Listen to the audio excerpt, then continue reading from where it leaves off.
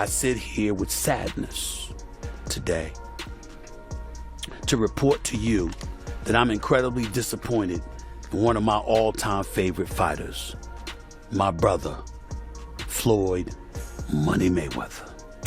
Ladies and gentlemen, chaos broke out. And I'm not talking about legit, bona fide boxing, pure boxing chaos. I'm talking about the kind of stuff that's just embarrassing. Look at this here, please. This is a beautiful house, my man. How many square feet is this? A little bit over 20,000 square feet, 3 or 4 levels. Money Mayweather, seems appropriate that you would be living in Vegas. My mentality is always about, working smarter, not hard. Floyd Money Mayweather was once the gold standard of boxing greatness and financial dominance. But new revelations are painting a very different picture. Sports commentator Stephen A. Smith has publicly raised doubts about the true state of Mayweather's empire, fueling speculation that the undefeated champ may now be battling his most formidable opponent. Yet financial collapse. At the center of the storm is a $42 million scandal that's sending shockwaves through the boxing world. Let's break down what's really going on behind the glitz and glamour. The $1 million garage. I know we're on television, Floyd, but I think it's necessary for me to say, damn. Well, we on ESPN, this car costs $3.2 million. This Bugatti right here costs $1.6 million. It's close to 15 million. You're right, it's close to 15 million. And you don't drive them. No. Mayweather has spent years building his brand around being the highest paid athlete in the world, regularly boasting about $100 million paydays every time his name headlines an event. Yes, she did. Who got the highest gate? Floyd Mayweather. Who made the most money? You did. Who was the most accurate fighter of all time? You were. So it's basically saying that... The greatest of all time. Okay. Now, a prominent voice from the fight world is challenging that entire narrative. Former UFC title contender and current analyst Chael Sonnen is calling it one of the biggest illusions in sports marketing. Coined this phrase, fake news. Yeah. Why is he saying that? What does that even mean? You can trust the news. There's no such thing as fake. People were dressed up as empty seats, and I mean thousands of people. No. I bought my mother's ticket that day.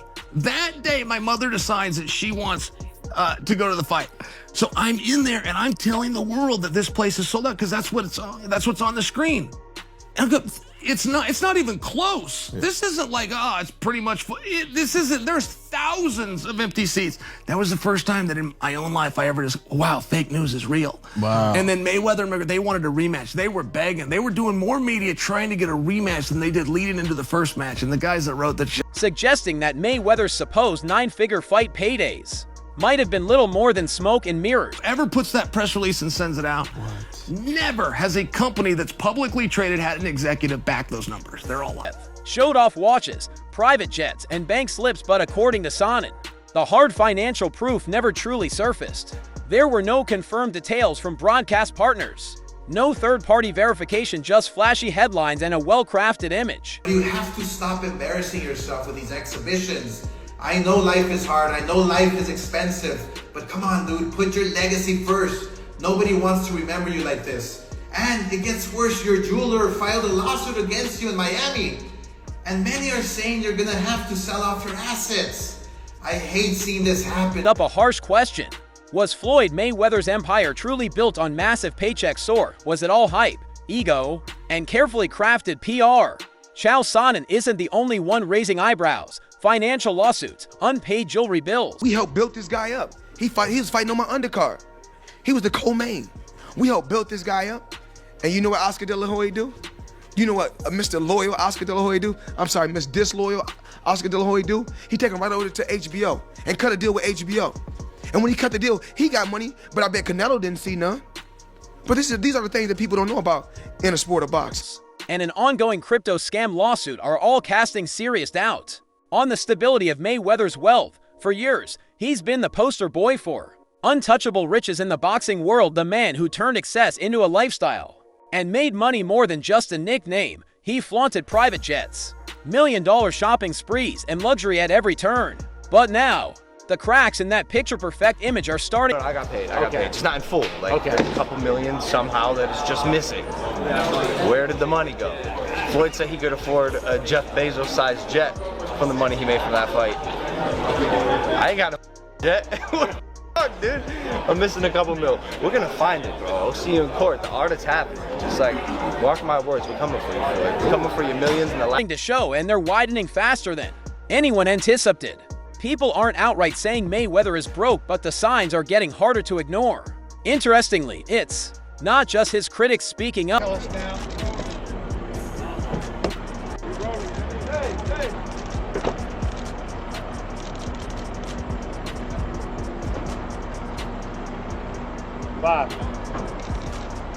Even Oscar De La Hoya, a longtime rival who in recent years shifted to publicly supporting Mayweather, has found it difficult to defend him in light of these developments. In a rare moment of candor, De La Hoya admitted the financial unraveling may be more real than fans want to believe.